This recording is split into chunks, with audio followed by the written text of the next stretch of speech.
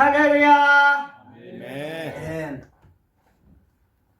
말씀을 전하기 전에 처음으로 말씀을 많이 공부하고 했지만 많이 떨리고 이렇게 머리가 아프고 말씀을 이렇게 안다는 게 너무 힘듭니다.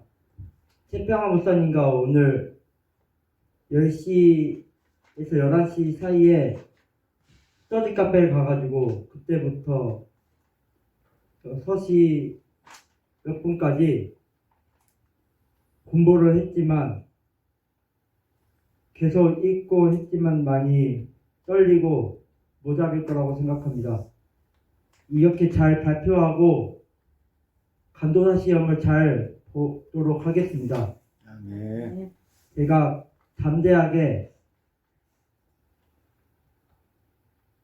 담대해지게 기도 한 번만 하고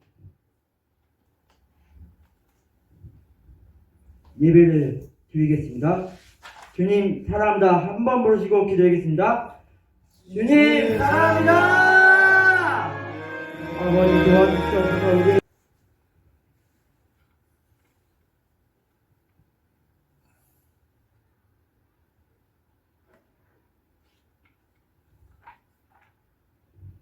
말씀을 전하겠습니다.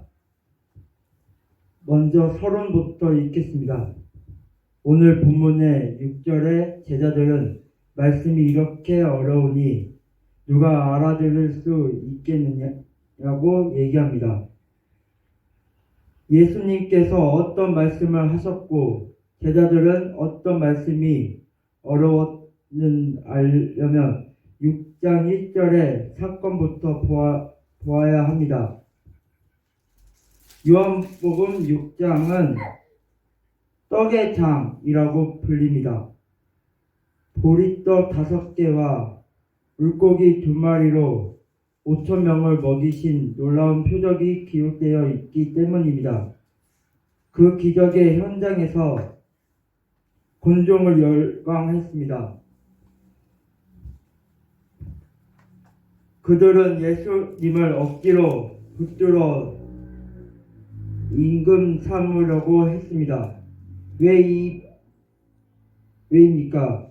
자신들이 현재 처해 있는 상황과 처지를 해결해 줄 본인이라 생각했기 때문입니다.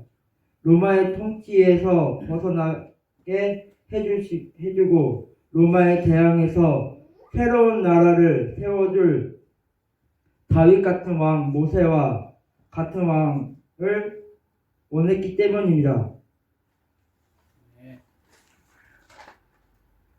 그들의 관심은 철저히 육의 양식에 머물러 있습니다. 그러나 예수님은 그들의 기대를 단호히 거절하시고 산으로 피하셨다가 이틀날 다시 찾아온 그대에게 충성적인 설교를 던지십니다. 요한복음 6장 48절과 54절 혼자 봉독드리겠습니다. 내가 곧 생명의 떡이라 내 살을 먹고 내 피를 마시는 자는 영생을 가졌고 마지막 날에 내가 그를 다시 살리니라. 아멘.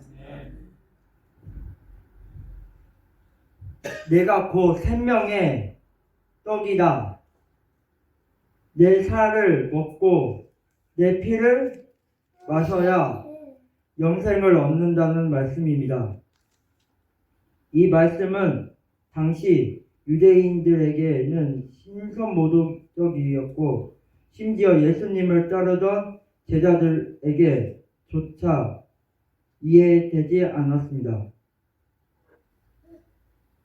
그래서 제가 말씀드리고 싶은 것은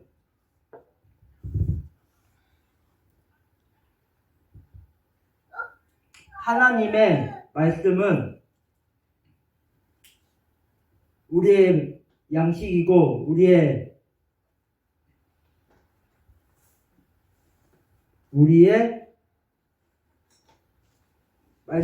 우리의 말씀이고 우리의 양식입니다. 요한복음 6장 6절 말씀 다 같이 읽겠습니다. 제자 중 여럿이 6장 60절 같이 읽겠습니다. 예수의 제자들 가운데서 여럿이 이 말씀을 듣고 말하기를 이 말씀이 이렇게 어려우니 누가 알릴 수 있겠느냐 하였다. 아멘.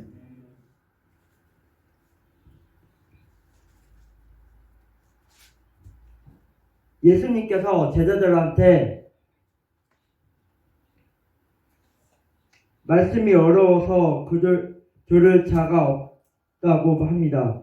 여기서 어렵다는 것은 지적으로 이해하기 힘들다는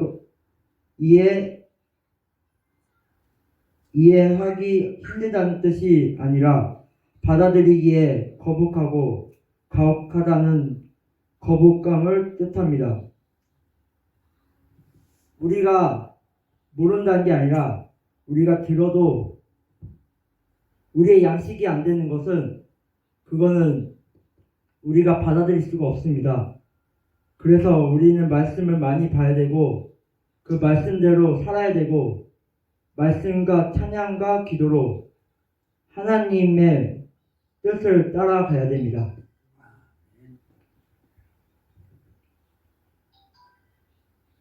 말씀이 거북하기 때도 있고 가혹하기도 합니다. 그래서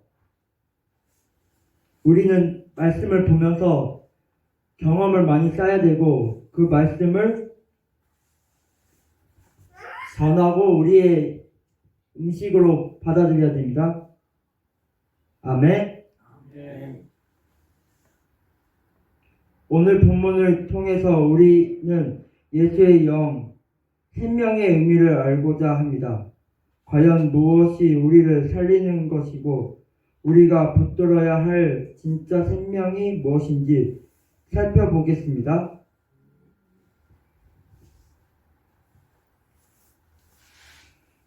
예수께서 제자들이 수군거리는 것을 보시고 말씀하십니다.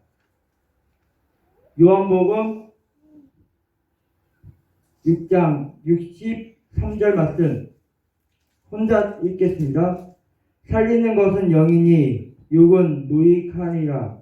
내가 너희에게 이런 말은 영이요 생명이라. 아멘.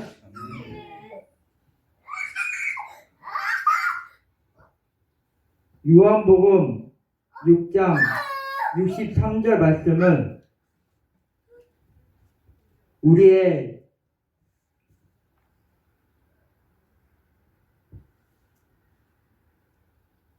말씀은 살아있는 것은 영이요 육은 무익하다고 하십니다. 우리는 먼저 육이 무엇인지 정해야 합니다. 성령이 말하는 육은 단순히 우리의 근육이나 뼈를 의미하는 생물학적 몸만을 뜻하지 않습니다. 그것은 하나님이 없이 스스로 존재하려는 인간의 모든 본성을 의미합니다. 아멘. 우리가 이 영을 안 가지고 육으로만 사면은 단순히 말한다고 하면 그것은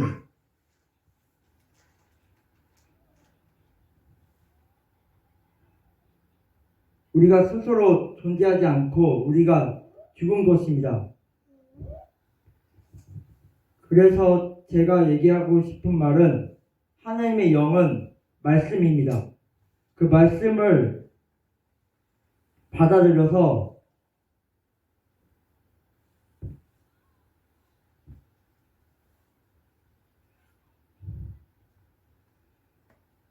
그대로 읽고 자꾸 딴 데로 갖고 내용이 산으로 갖고 있어. 자꾸 네 생각을 넣어버리니까 왜 딴 데 내용이 지금 딴 내용으로 바뀌었는데 지금 갑자기 내용이 그냥 거기 있는 것도 그대로 읽으면서 내가 발표하는 것처럼 그대로 읽으라고. 그냥 거기다 막 보태갖고 막 산으로 가지 말고 그걸 그대로 읽으라고. 그대로. 거기다 막 갑자기 막 이상한 데로 가면 안 돼. 내용이 달라져 그러면. 네.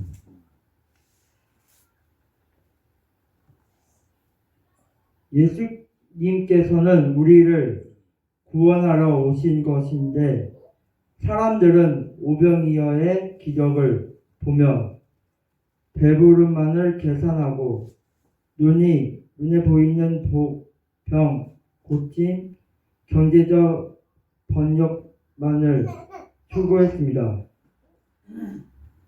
욕은 우리에게 잠시의 만족을 줄 수 있습니다.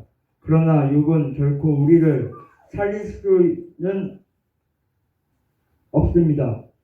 육적인 성공과 건강을 결론 죽음이라는 거대한 벽 앞에서 무력해집니다. 오병이어의 사건 바로 다음에 무슨 사건이 일어납니까? 예수님께서 무리를 걸으시는 표적을 보여주십니다. 병의 고절인 마태복음 14장을 보시면 베드로가 무리를 걷고자 합니다. 마태복음 14장 28절 혼자 읽겠습니다. 베드로가 대답하여 이르되 주여 만일 주님이시거든 나를 명하사 무리로 오라 하소서 하니 이 말씀에서 물과 파도는 세상의 혼돈을 뜻합니다. 베드로는 예수님께 자신을 도와주면서 자기 스스로 걸을 수 있다고 얘기합니다. 하지만 큰 파도가 밀려오면서 주님을 바라보던 시선을 빼앗기자 물속에 가라앉고 맙니다. 예수님은 제자들에게 엄중히 말씀하십니다. 너희가 나를 따르는 이유가 여전히 육적인 기대에 머물러 있다면 너희는 결코 나를 만날 수 없다. 육은 영원한 생명을 얻는 데 있어 아무런 무력이 없기 때문이다. 아멘.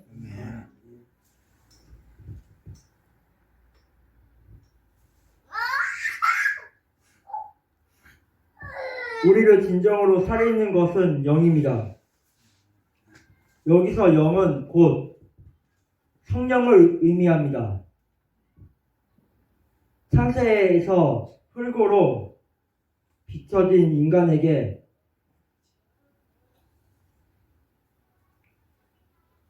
하나님의 생기, 루아흐라는 것입니다. 루아흐가 들어갔을 때에 비로소 생명이 되었듯이 죄로 인해 죽었던 우리 영혼을 다시 숨쉬게 하는 것은 오직 하나님의 영입니다.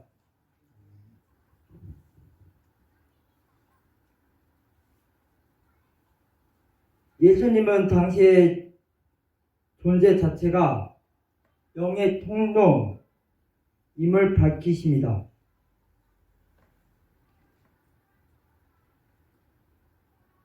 세상의 떡을 먹어도 다시 배고프고 결국 죽지만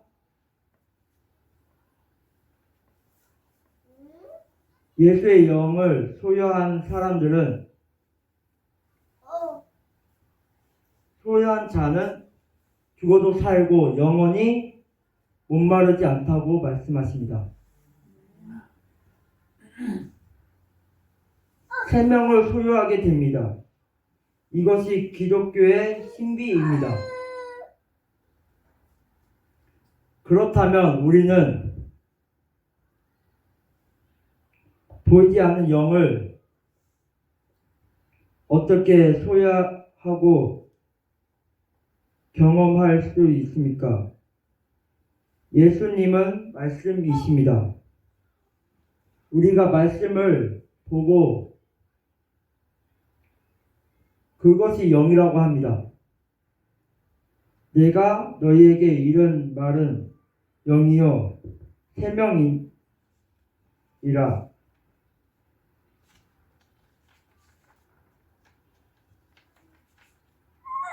예수님의 말씀은 단순한 도덕적 가르침이나 윤리적 훈계가 아닙니다. 그분의 입에서 나오는 모든 말씀은 성령의 에너지를 담고 있습니다. 담고 있는 영적 실제입니다.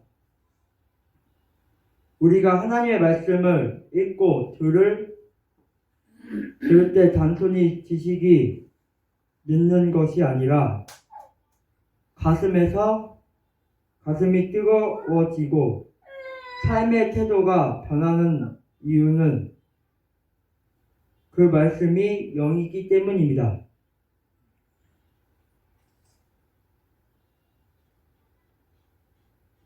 말씀이 선포되는 곳이 성령이 역사하시고 그 성령이 우리 안에 생명을 인택해 하십니다. 따라서 예수의 영을 소유한다는 것은 곧 그분의 말씀을 내 존재 안에 모셔 드리는 것과 같습니다. 예수님은 앞서 내 삶을 먹고 내 피를 마시라고 하셨습니다. 제자들은 이를 육적으로 해석해서 말합니다. 어떻게 자기 살을 우리에게 주어 먹게 하겠느냐 하며 비웃었습니다. 하나님의 제자들은 내가 내 피를 먹고 내 살을 먹으면 얘기를 하면서 제자들은 비웃었습니다. 그러나 예수님은 이를 영적으로 해석해 주십니다. 내 말이 곧 영이요 생명이다. 즉 내 말을 믿고 받아들이는 것이 곧 내 살과 피를 먹는 것이요 나를 소유하는 것이다. 아멘. 우리가 매일 밥을 먹어야 육체적 생명을 유지하듯 우리의 영혼은 예수의 말씀을 먹어야만 살 수 있습니다. 세상의 정보와 지식은 우리를 영리하게 만들 수는 없지만 우리 영을 살려내지는 못합니다. 오직 예수의 말씀만이 우리를 죄의 권세에서 해방시키고 영원한 생명의 나라로 인도합니다. 64절과 65절에서 우리는 매우 엄숙하고도 가슴 아픈 진실을 마주하게 됩니다.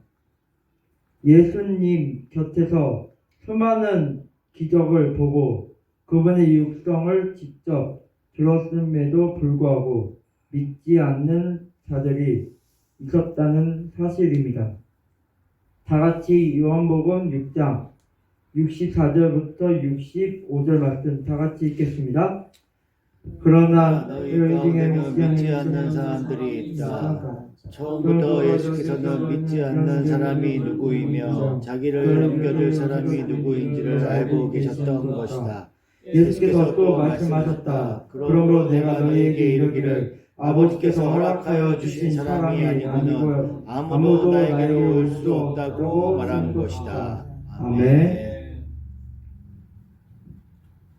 우리는 흔히 내가 똑똑해서 혹은 내가 인격이 훌륭해서 예수님을 믿게 되었다고 착각합니다. 그러나 오늘 본문은 단호하게 선포합니다. 아버지께서 오게 하여 주지 아니하시며 아무도 예수께 올 수 없습니다. 믿음은 설득의 결과가 아니라 하늘로부터 내려오는 은혜의 사건입니다. 예수의 영이 우리 마음을 부드럽게 해 주셔야만이 비로소 그분의 말씀이 생명으로 들리기 시작합니다. 똑같이 이 말씀은 어렵도다 라고 느꼈음에도 불구하고 주님 곁을 떠나지 않는 제자들이 있었습니다. 베드로는 후에 고백합니다. 영생의 말씀이 주께 있사오니 우리가 누구에게로 가오리까? 그들이 남을 수 있었던 이유는 그들이 특별해서가 아니라 하나님 아버지께서 그들을 예수께로 이끌어 주시기 때문입니다. 그러므로 오늘 우리가 이 자리에 나와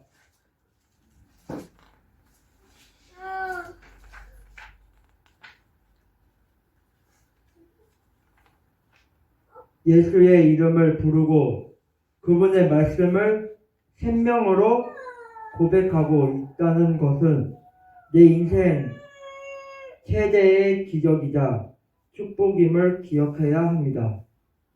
아멘. 결론 드리겠습니다. 사랑하는 성도 여러분, 설교를 마무리하고자 합니다. 오늘 본문은 우리에게 근원적인 질문을 던집니다. 당신은 지금 무엇을 먹고 무엇을 의지하고 살고 있습니까? 오병이어의 기적에서 사람들처럼 육의 음식을 의지합니까? 예수님께서 물 위를 걸으실 때 베드로처럼 나를 의지하십니까? 세상은 끊임없이 우리에게 육의 떡을 가져오라고 유혹합니다. 통장에 잔고가 넉넉해야 생명이 보존될 것 같고 세상에 권세가 있어야 안전할 것 같다고 속삭입니다. 그러나 주님은 오늘 단호하게 말씀하십니다. 육은 무의하다. 오직 나 예수의 영만이 너를 살릴 수 있다. 우리 인생의 참된 만족은 육적인 소유에 있지 않고 영적인 관계에 있습니다.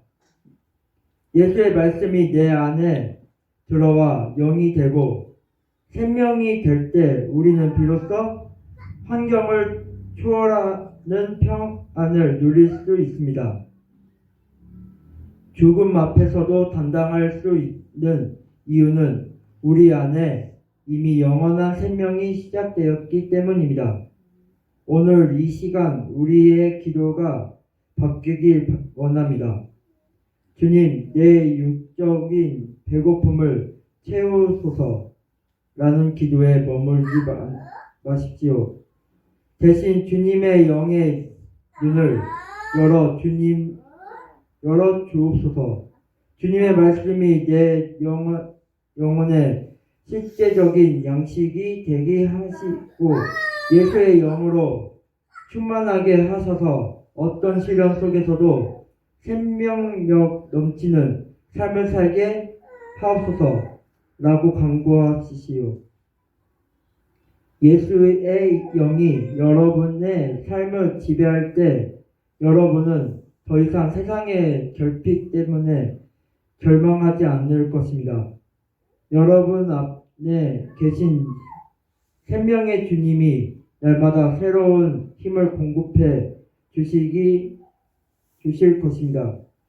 때문입니다. 그 말씀, 영의 말씀을 붙들어 승리하는 저와 여러분이 되기를 주님의 이름으로 축원합니다.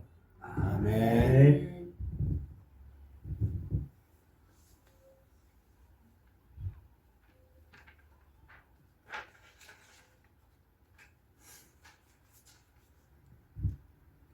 오늘 이렇게 읽어봤지만 많이 떨리고 말이 버벅거려서 더 열심히 말씀을 보고 다음 주 목요일은 꼭 잘 읽고 잘